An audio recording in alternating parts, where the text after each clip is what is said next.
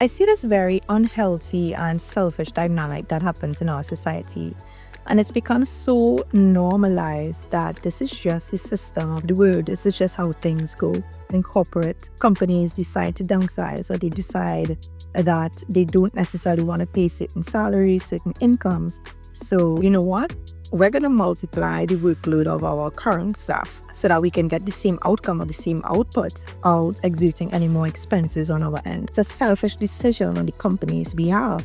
However, somebody else has to bear the responsibility of it. We see this dynamic in our family relationships or even in our friendships where somebody's not taking responsibility for their life, whether it be they're not looking to do things to support themselves or to be accountable for themselves. It's like, you know that I'm not employed, or you know that I'm in this position. Why aren't you helping me? Or in those emergencies cases where you're having an emergency, so you're projecting your emergency onto somebody else, where you're almost saying, well, if you don't help me and you know that I'm in an emergency, you're not a kind person, you're not a good person. If you are my friend, if you are my family, you should help me. This entitlement when it comes to things. And we see this even in our relationships as well.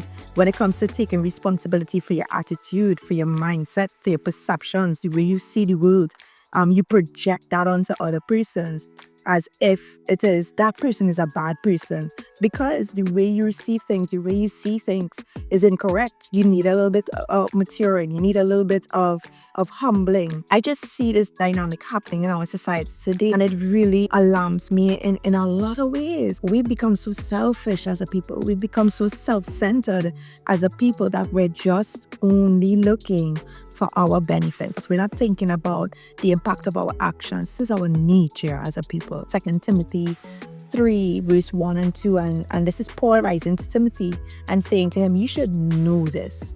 Like, pay attention. You should know this. I'm giving you a warning. In the last days, there will be very difficult times. For people will love only themselves and their money.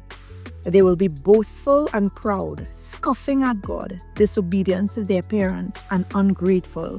They will consider nothing sacred. They will be unloving and unforgiving. They will slander others and have no self-control. They will be cruel and hate what is good. They will betray their friends, be reckless, be puffed up with pride. They will love pleasure rather than God. They will act religious, but they will reject the power that could make them godly. Stay away from people like that. You know what? We live in a society where we're fighting to be approved by people like this.